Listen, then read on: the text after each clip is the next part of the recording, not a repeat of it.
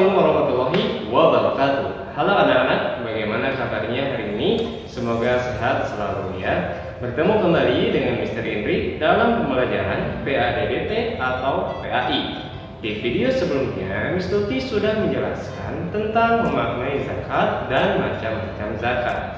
Nah, di video kali ini kita akan mempelajari siapa saja sih orang yang berhak menerima zakat dan apa saja hikmah dalam berzakat.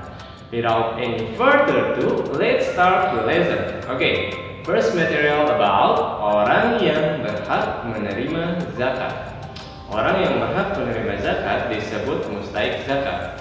Allah Subhanahu wa taala telah menetapkan golongan orang yang berhak menerima zakat dalam firman-Nya Quran surat At-Taubah ayat 60.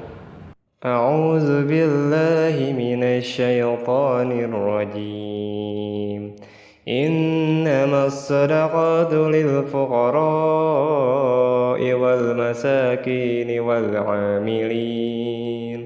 والعاملين عليها والمؤلفة قلوبهم وفي الرقاب والغارمين وفي سبيل الله وابن السبيل فريضة من الله والله عليم حكيم.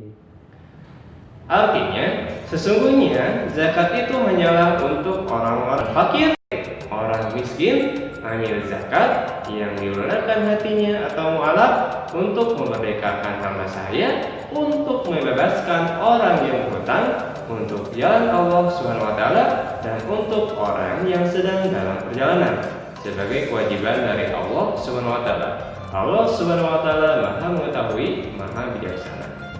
Nah, untuk lebih memahami, marilah kita simak penjelasan 8 golongan orang yang berhak menerima zakat.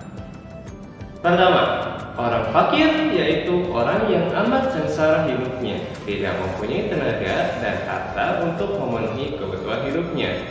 Kedua, orang miskin, yaitu orang yang tidak cukup penghasilan untuk memenuhi kebutuhannya sehari-hari.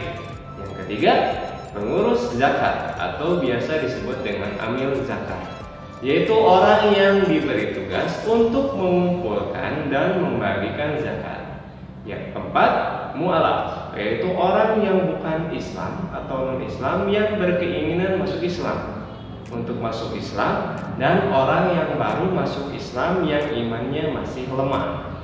Yang kelima, orang berutang, yaitu orang yang berutang karena untuk kepentingan yang bukan maksiat dan dia tidak sanggup membayarnya. Orang yang berutang untuk memelihara persatuan umat Islam. Yang keenam, orang yang berjuang pada jalan Allah atau bisa disebut dengan fisabilillah, yaitu orang yang berjuang untuk keperluan pertahanan Islam di zaman Nabi Muhammad SAW. Fisabilillah itu mencakup juga kepentingan umum seperti mendirikan masjid, kemudian sekolah atau MA madrasah, kemudian rumah sakit dan sebagainya. Hamba saya yang ketujuh, yaitu budak yang harus dimerdekakan. Kemudian yang terakhir, nomor 8 adalah Ibnu Sabil, yaitu seorang anak yang sedang menuntut ilmu namun kesulitan dalam pembiayaan. Jadi ada 8 ya, orang yang berhak menerima zakat, dimulai dari orang fakir sampai dengan Ibnu Sabil. Oke, the second material is hikmah berzakat. Adapun hikmah yang akan diperoleh ketika kita berzakat antara lain: yang pertama, membersihkan harta dan jiwa pembayar zakat dari sifat pikir, tamak atau rakus. Yang kedua, membantu orang yang kesusahan atau kesulitan dari segi ekonomi. Yang ketiga, mendorong manusia untuk berjiwa sosial dan peduli kepada sesama. Yang keempat, mendorong manusia untuk bersikap jujur dan bertanggung jawab atas harta yang dimilikinya. Yang terakhir, yang kelima, mengingatkan manusia bahwa harta dan kekayaan hanyalah titipan dari Allah Subhanahu wa taala. Nah, Bagaimana anak? Ini merupakan materi terakhir dari bab keempat untuk mata pelajaran PADBP atau PAI.